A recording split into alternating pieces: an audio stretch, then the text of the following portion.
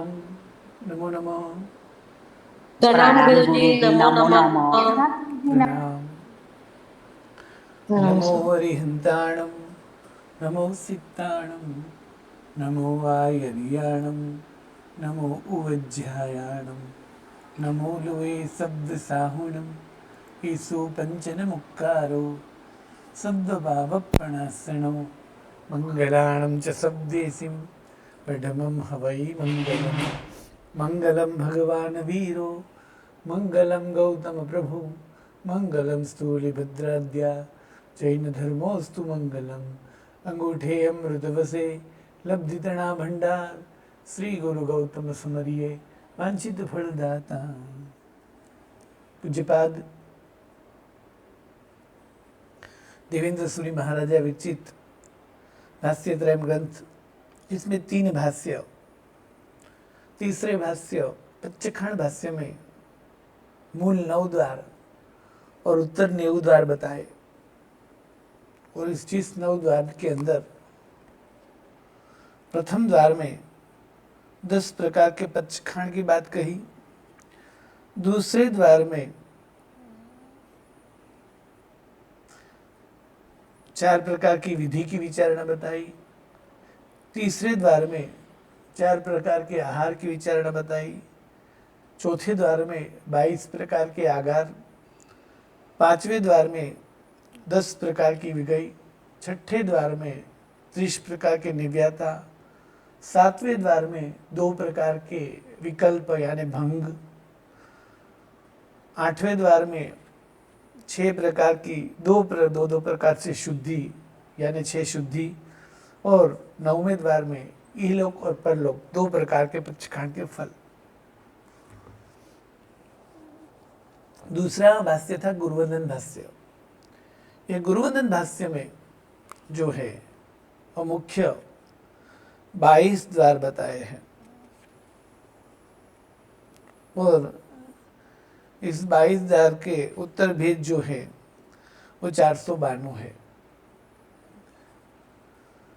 सबसे पहली गाथा में बताया गुरुवंदन महति विहम तम फिट्टा क्षोभ बारसावत्तम सिर नमणाई सुपडमम पुण्य खमा समण दुगी बियम।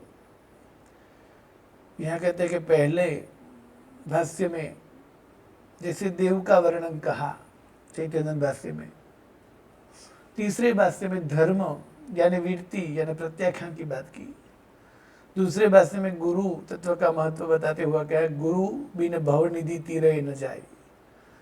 गुरु के बिना बहुत जल्दी तरना मुश्किल है।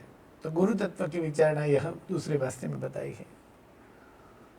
पहली गाथा में कहा है गुरुवंदन मुख्य 3 प्रकार से है, जगन्य, मध्यम और उत्कृष्ट। जिसमें जगन्य को जो है उसे फीटा वंदन कहा जाता है या फेटा वंदन कहा जाता है। दूसरे नंबर के मध्यम को क्षोभ वंदन, थोभ वंदन या स्तोक वंदन या पंचांग प्रणिपात वंदन कहा जाता है। और तीसरे नंबर के वंदन को द्वादशावर्त वंदन कहा जाता है।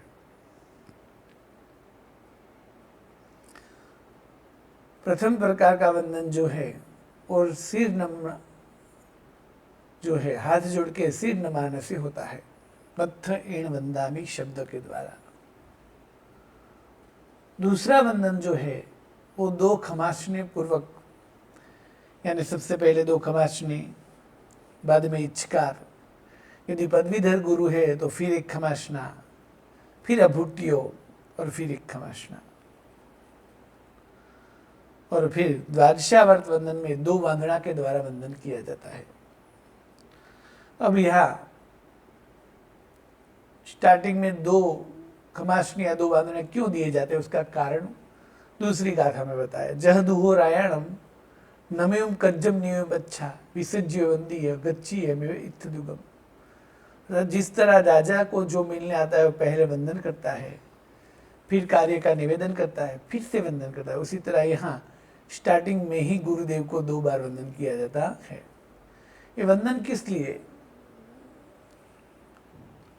तो कि व्यंजन जो है वो गुरु का विनय करने के लिए आयारस्तौ मूलम वीणवसो गुणवो परिवत्ति सा विहि वंदनाओ विहि मुसो बारसावत्य, अर्थात आचार का मूल विनय है और विनय गुणवान की भक्ति स्वरूप है और गुणवान की भक्ति विधि पूर्वक वंदन करने से होती है, यानी गुरु की भक्ति के लिए गुरु वंदन किया जाता है।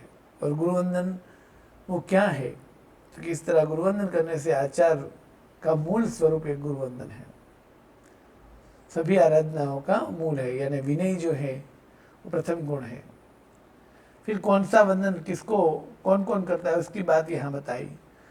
तयम तु छंदन दुगे तत्थमि हुआ आयमम शैल संगे बियम तु दंसरणीय पैठ्याणम च तयम तु, अर्थात इस 3 वंदन जो है फेटा वंदन, शुभ वंदन और द्वादशावर्त वंदन, उसमें पहला वंदन जो है वो सकल संग में परस्पर होता है।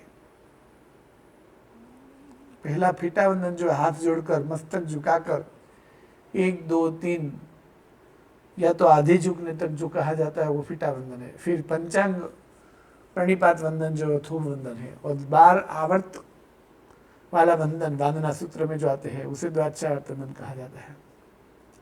फेटा वंदन संघ में परस्पर किया जाता है, अर्थात एक साधु दूसरे साधु को, एक साध्वी दूसरे साध्वी को, एक श्रावक दूसरे श्रावक और श्राविका को, और एक श्राविका दूसरी श्राविका को और श्रावक को। देखना जाए तो श्रावक साधु को, साध्वी को, श्रावक को और श्राविका को करता है। उसी तरह श्राविका भी श्रावक को, श्राविका को, साधु को और साध्वी चारों को करती है। जबकि साध्वी जी भगवान जो है वो साध्वी जी भगवान को और साधु भगवान को करते हैं। साधु भगवान मुख्यतया साधु भगवान को करते हैं, किंतु ये वंदन साध्वी भगवान को भी विशेष कारण होता है। थोब वंदन यानी स्तोक वंदन, तो ये केवल और केवल साधु साध्वी को ही होता है। यह परस्पर श्राविका श्रावक को भी वंदन करती है फेटा वंदन, और श्राविका को भी, किंतु वहां यदि साधु साध्वी को श्राविका वंदन करे तो मत्थैण वंदनामि बोलेंगे। उसी तरह श्रावक भी साधु या साध्वी को कर रहे हैं तो मत्थैण वंदनामि बोलेंगे, किंतु श्रावक श्राविका को और यदि दूसरे श्रावक को करते हैं तब मत्थैण वंदनामि नहीं बोले, प्रणाम, नमो नमो, या तो कोई भी मुजरो सा, पधारो सा, जो भी नमन वाला शब्द है, वंदन, नमन, प्रणाम, वंदना, कुछ भी ऐसा कोई शब्द बोले, ज्यादातर प्रणाम। थोप वंदन वो कि सिर्फ साधु और साध्वी को ही होता है, खमासने वाला, श्रावक श्राविका को नहीं। कौन करते हैं, तो कि साधु को साधु करते हैं, यानी छोटे साधु करते हैं, सभी साध्वियाँ करती है, श्राविकाएं करती है और श्रावक करते हैं, यानी चारों जन साधु को करते हैं।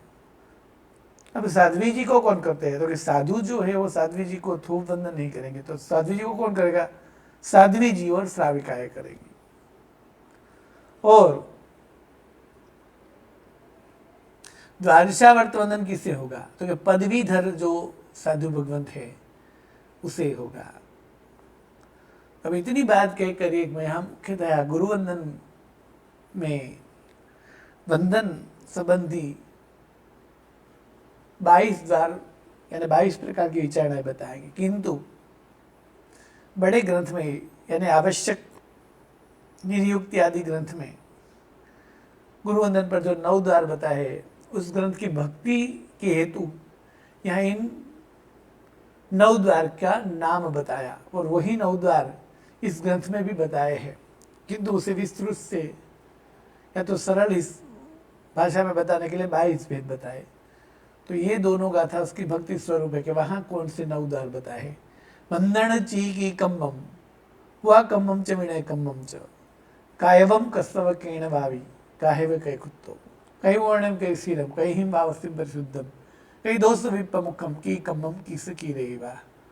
अर्थात यहाँ 9 द्वार जो है आवश्यक नियुक्ति में बताए, उस 9 द्वार के नाम दिए, किंतु इस ग्रंथ में तो 22 द्वार बताएंगे। तो इस ग्रंथ में कौन से 22 द्वार बताएंगे गुरु वंदन पर?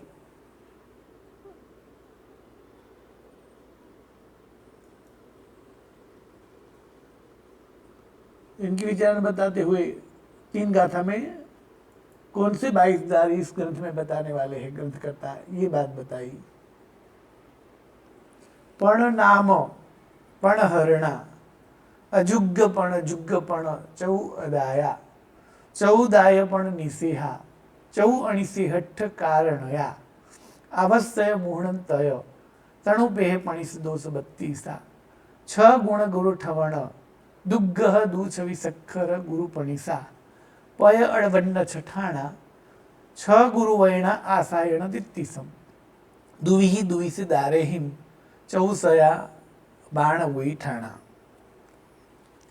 अर्थात कौन से 22 द्वार और उनके उत्तर द्वार करने से 492 द्वार कैसे होंगे, तो उनकी बात बताते हुए इस गाथा में बताया कि यह 22 द्वार इस ग्रंथ में देवेंद्र सूरी महाराजा ने बताए हैं।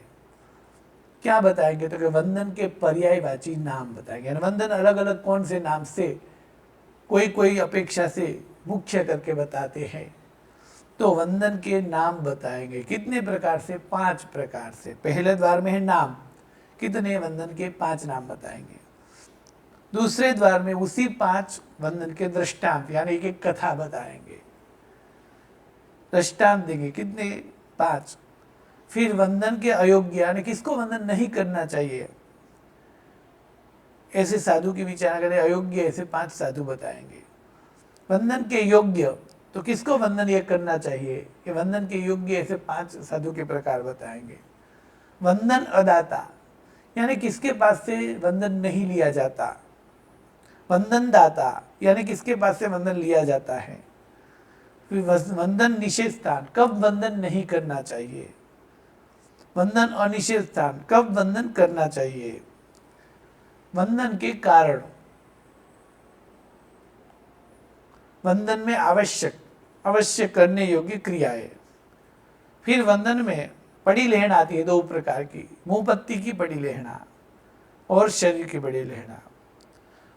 वंदन करते समय कौन से दोष नहीं लगने चाहिए, उस 32 दोष का वर्णन करेंगे।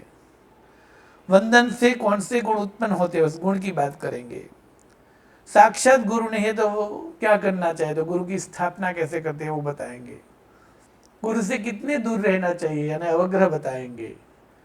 गुरु वंदन के जो सूत्र है, और यहाँ मुख्य किस बात बताई है, तो मत्थेण वंदामी यानी वो फेटा वंदन है।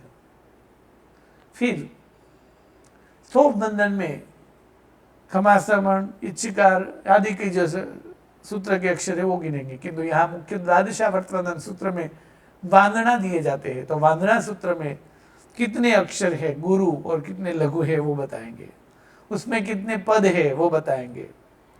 फिर पूरे वंदन दरम्यान, वंदन दौरान गुरु शिष्य के साथ प्रश्नोत्तरी कर रहा है, मतलब गुरु शिष्य को कुछ पूछ रहा है, तो ऐसे प्रश्न की बात कहेंगे, क्या प्रश्न पूछ रहा है, और गुरु सामने उसको उत्तर भी देते हैं, तो क्या उत्तर देते हैं वो भी बताएंगे। फिर गुरु की आसाधना नहीं करनी चाहिए, तो किस किस तरह से आसाधना होती है वो बताएंगे। और बृहद गुरु वंदन यानी लघु प्रतिक्रम की सुबह की और शाम की विधि बताएंगे। इस प्रकार वंदन के 5 नाम, वंदन के 5 दृष्टांत, वंदन के अयोग्य 5, वंदन के योग्य 5, वंदन अदाता 4, वंदन दाता 4, वंदन के निषेध स्थान 5, वंदन के अनिषेध स्थान 5, वंदन के कारण 8, वंदन में अवश्य करने योग्य, ध्यान रखने योग्य क्रिया, मुद्रा आदि 25, वंदन में मुंहपत्ती की पड़ी लेना 25, वंदन में शरीर की पड़ी लेना 25, वंदन में नहीं लगने चाहिए ऐसे दोष 32, वंदन करने से गुण जो उत्पन्न होते हैं ऐसे 6 गुण, वंदन करने के समय यदि भाव साक्षात गुरु नहीं है तो स्थापना कैसे करेंगे वो, गुरु से कितने प्रकार से दूर रहा जाता है, यानी वंदन से अवग्रह 2 प्रकार के, स्वपक्ष और परपक्ष, वंदन सूत्र यानी वंदना सूत्र के अक्षर, कुल, लघु और गुरु, वंदन की पद संख्या 58,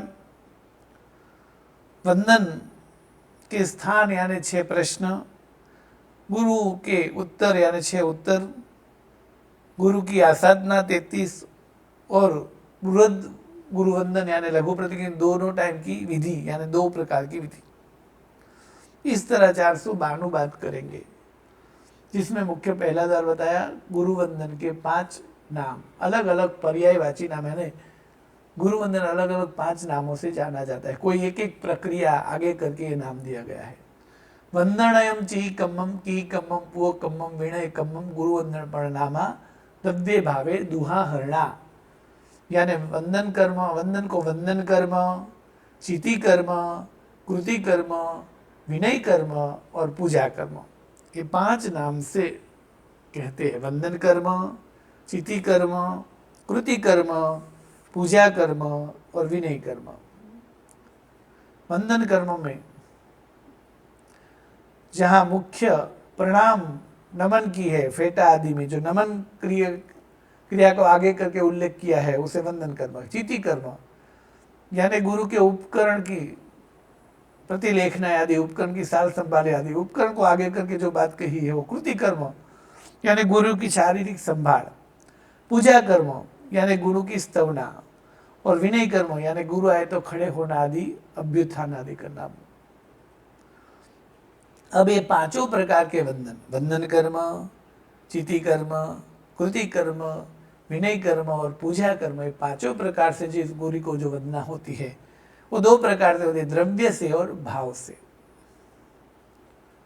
द्रव्य यानी सिर्फ क्रिया के रूप में हो तो द्रव्य है, और अंतर का भाव भी उसमें सम्मिलित हो तो वो भाव से है। अब यह मिथ्यात्वी जो है वो जो भी करेगा वो द्रव्य ही वंदन होगा, और जो सम्यक दृष्टि करेगा तो बिना उपयोग से करेगा तो द्रव्य होगा, किंतु उपयोग पूर्वक करेगा तो वो भाव होगा। तो 5 प्रकार के वंदन के नाम और द्रव्य और भाव से होता है। मिथ्या दृष्टि का उपयोग रहित और उपयोग सहित वो द्रव्य ही कहलाएगा, किंतु सम्यक दृष्टि जो है वो बिना उपयोग के करेगा तो विनय द्रव्य कहलाएगा, उपयोग पूर्वक करेगा तो भाव कर्म कहलाएगा। और इस वंदन के 5 नाम कौन से? वंदन कर्म, चिति कर्म, कृति कर्म, पूजा कर्म और विनय कर्म। अब इनकी एक एक की कथा बताइए, जिसमें सब कथा में द्रव्य और भाव से 5 बात बताई। सेले खुड्डे वीरकन्ह सेवक दुपाले संबे पंचे डिठनता की कम्मे दब्ब भावेहिम। ये 5 प्रकार के वंदन द्रव्य और भाव से किसने किए उनकी बात करता है। सबसे पहले वंदन कर्म।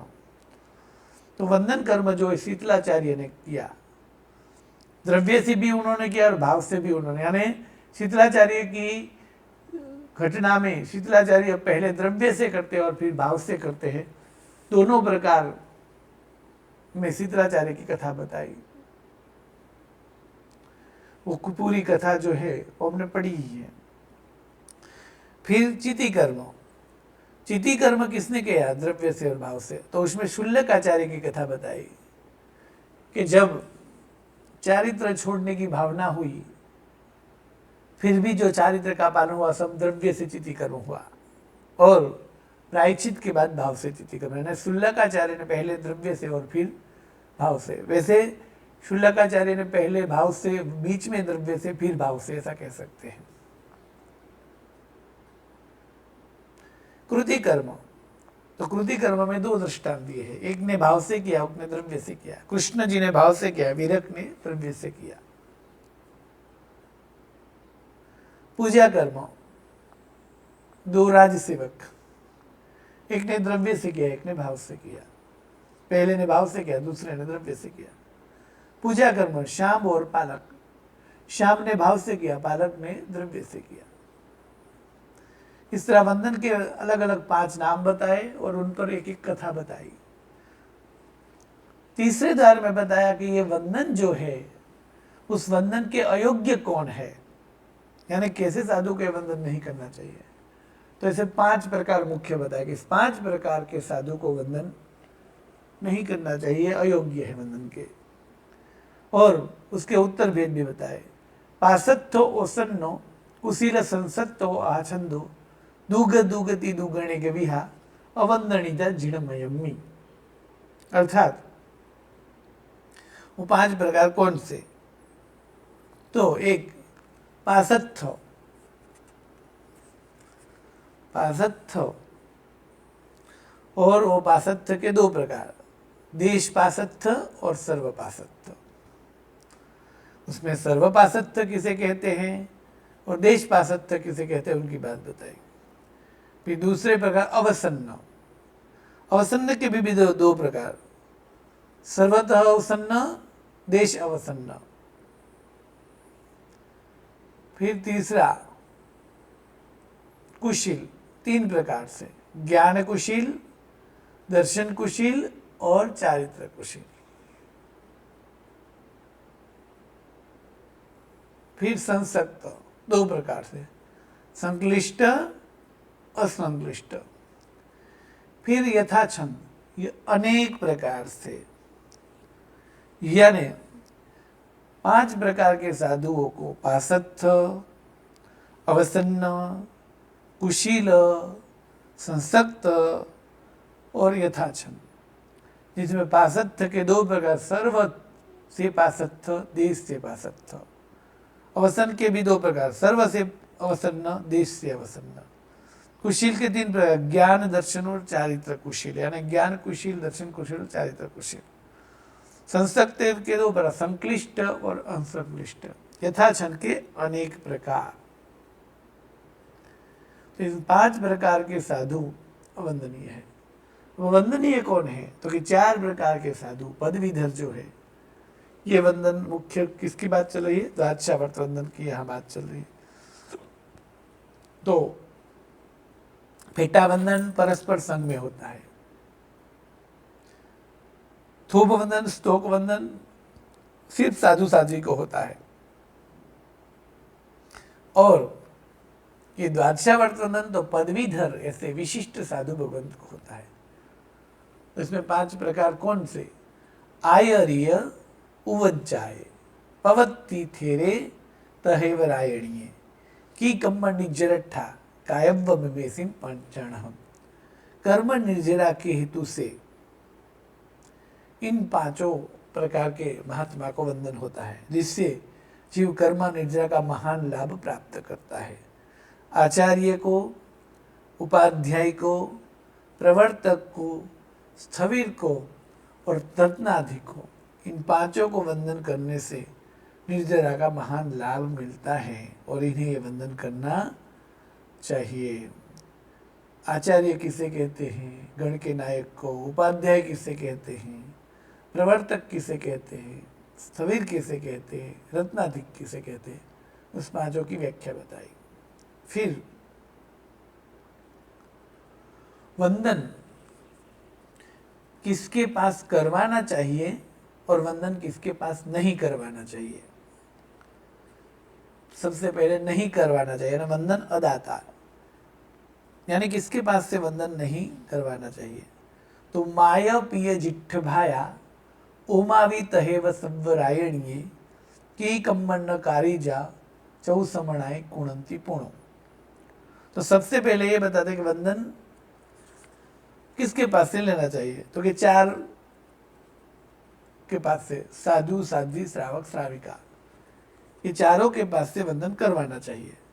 पर उसमें किससे पास से नहीं करवाना चाहिए, तो कैसे 4 बताए कि साधु भगवान जो है वो साधु भगवान के पास से, साध्वी जी भगवान के पास से, श्राविका के पास से और श्रावक के पास से वंदन ले सकते हैं, किंतु साधु भगवंत दीक्षित माता के पास से वंदन नहीं ले सकते। माँ के सिवा अन्य कोई साध्वी साधु से भी इतना भी बड़े क्यों पर्याय वाले, और सब वंदन करते हैं, किंतु जो साधु है उस साधु की माता यदि दीक्षित है तो साधु माता के पास नहीं वंदन कराते वो साधु भगवान, यानी माता के पास से नहीं वंदन कराएंगे, मायो पिय, उसी तरह पिता के पास से भी वंदन नहीं कराएंगे, और उसी तरह जिष्ठ भाया, ज्येष्ठ भाई के पास से भी वंदन नहीं कराएंगे, और रत्नाधिक यानी ज्ञान आदि में बड़े हैं तो उनके पास से भी। माँ के उपलक्षण से नानी दादी आदि ले लेना है, इसे पिता से उपलक्षण भी यही लेता है। किंतु ये नहीं है तो ऐसे कोई भी साधु साध्वी श्रावक श्राविका चारों के पास से ये वंदन ले सकते हैं। फिर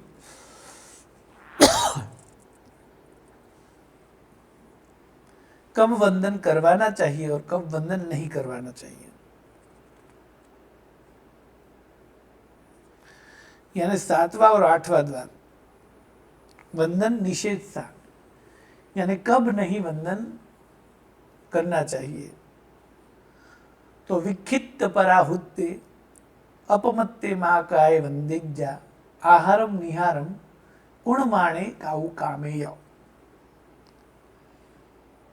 व्याक्षिप्त चित्त वाले जब हो गुरु, विक्षिप्त चित्त वाले, व्यग्र चित्त वाले, यानी कोई महत्व के अन्य धर्म कार्य में व्यस्त हो, गुरु का मन कहीं और चिंतित में हो।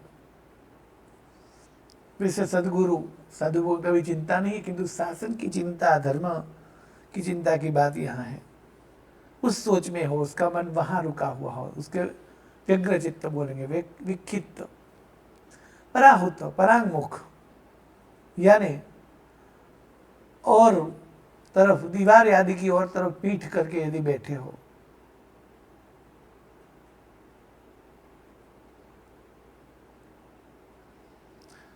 मतलब अभिवंदन नहीं करवा सके ऐसे कोई कार्य में व्यस्त हो। प्रमत्त यानी प्रमाद, अर्थात नींद में या तो आवेश में, कसाई में अशांत हो, वैसे यहाँ आवेश कसाई आदि तो होता नहीं, किंतु कोई शिष्य को बोल रहे हो, उस पर गुस्सा आदि कर रहे हो तो उसे प्रमत्त कहेंगे, यानी क्रोध मान माया निद्रा आदि में हो तो। उसी तरह आहार यानी गोचरी लेने की या गोचरी वापरने की इच्छा वाले हो तब, अर्थात वापर रहे हो, लेने के लिए जा रहे हो, लेकर आ रहे हो तब। निहार यानी ठल्ले मातृ आदि जा रहे हो तब। इन पांचों अवस्था में व्याक्षिप्त व्यग्रचित्त वाले हो, अर्थात कोई बड़े शासन के कार्य में उसका मन व्यस्त हो। परांगमुख हो यानी सम्मुख न बैठे हो, प्रमाद में हो यानी निद्रा आदि में हो, आहार करते हो और ठंडी आदि जा रहे हो, तब नहीं करना चाहिए। तो कब वंदन करना चाहिए? पसंते आसनत्थेय उवसंते उवट्ठिये अणुन्न वित्तु मेहावी की कम्मम पहुंचई। अर्थात कब वंदन करने चाहिए, मतलब कब निषेध नहीं है। तो एक, जब गुरु प्रशांत हो, यानी अन्य कोई धर्म शासन आदि के कार्य में व्यग्र चित्त न हो, तब आसन पर बैठे हो यानी सन्मुख हो। उपशांत यानी प्रमाद विषय कसाय आदि में न हो। उपस्थित यानी जो भी प्रश्न हम गुरुवंदन में पूछ रहे हैं, जैसे पहला प्रश्न होता है छंदेण, जवाब है छंदेण, यानी पहला प्रश्न जो शिष्य है वो ये ऐसा पूछता कि मैं वंदन करूं, तो गुरु छंदेण आदि जवाब देने के लिए उपस्थित हो, तब उसे उपस्थित कहा जाता है। यानी गुरु हम वंदन कर रहे हैं उनमें ध्यान हो, तब गुरु की अनुमति लेकर वंदन करना चाहिए। फिर 9वां द्वार है वंदन का कारण, यानी वंदन कौन कौन से कारण से किया जाता है। तो वंदन के विशिष्ट 8 कारण, जो कि अभी तो इन सभी 8 कारणों के दरमियान द्वादशावर्त वंदन ही थोक वंदन यानी स्थूप वंदन भी करते हैं, किंतु ऐसे विशिष्ट विशिष्ट प्रसंगों में ये जो है वो द्वादशावर्त वंदन किया जाता था। कौन से ऐसे 8 कारण हैं? तो अडिक्कमणे सज्जाए, काउसग्गा वराह पाहुणे, आलोयण संवरणे, उत्तमठ्ठेय वंदनयम। इन 8 कारणों से एक प्रतिक्रमण के लिए यानी पाप कर्मों से पीछे लौटने के लिए प्रतिक्रमण में जो वंदन किया जाता है वो गुरु वंदन। प्रतिक्रमण दरम्यान दो बार वादने दिए जाते हैं।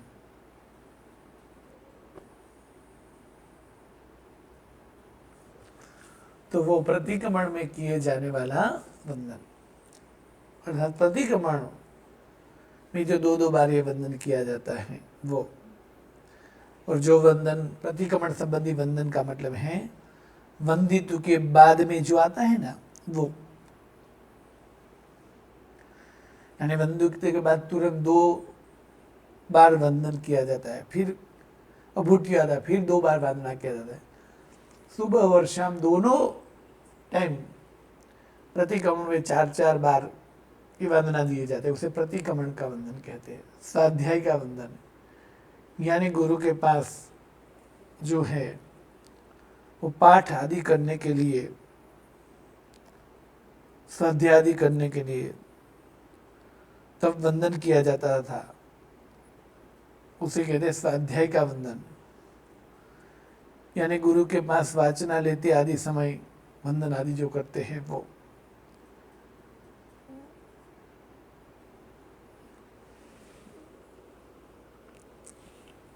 वहां भी 3 बार वंदन किया जाता है, जिसे पट्ठवणा का, पवेयणा का और कालवेला का वंदन, इस तरह 3 बार वंदन किया जाता है। फिर कायोत्सर्ग का, यानी योग आदि जब वहन करते हैं तब योग के समय में आमिल के तप को छोड़कर जब निवि करनी होती है तब उसके लिए कायोत्सर्ग किया जाता है। उससे पहले जो वंदन किया जाता है वो। अपराध यानी गुरु के प्रति कोई बड़ी भूल हो गई है तो वो क्षमा मांगने के लिए वंदन किया जाता है। पाहुने यानी कोई प्राधुणक यानी मेहमान साधु भगवान कोई पधारे तब उसको विनय के लिए वंदन किया जाता है। इसमें पधारने वाले साधु 2 प्रकार के होते हैं, सांभोगिक और असंभोगिक। सांभोगिक का अर्थ है समान आचार वाले, सामाचारी वाले, और असंभोगिक अर्थ है सामाचारी में जिसे भेद अलग हो वो।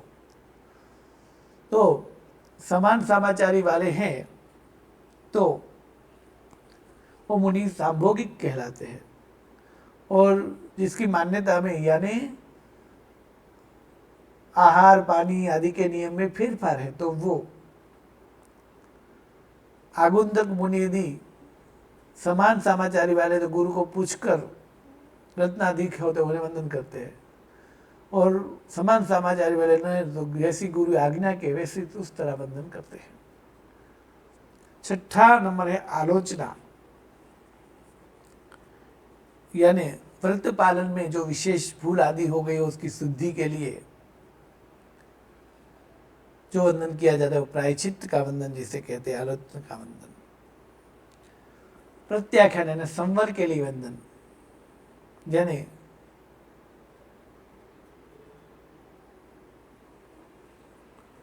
पचखांड जब लेना हो तब।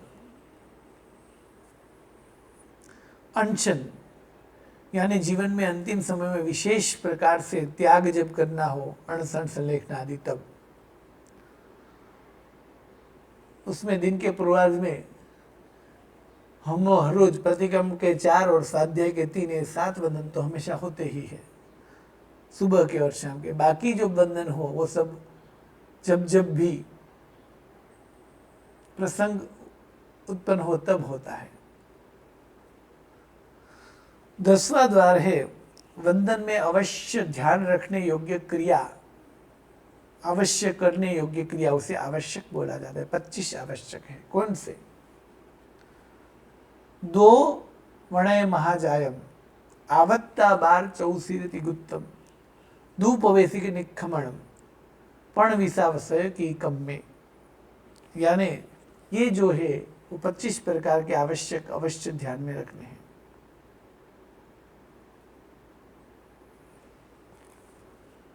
तो उसमें कौन से 25 प्रकार के आवश्यक? तो 25 प्रकार के आवश्यक की बात करते हुए कहते हैं कि अवनमन, 2 बार वंदन में 2 बार अवनमन आता है। इच्छामि क्षमा समणो अणुजाणः, ऐसा बोलते हुए किंचित जो सर झुकाते हैं उसे अवनमन कहते हैं। तो दोनों बार आता है। 2 अवनत या अवनमन, अवनत या अवनमन। फिर दोनों वंदन में मुद्रा जो रखनी होती है, यथाजात मुद्रा रखनी होती है।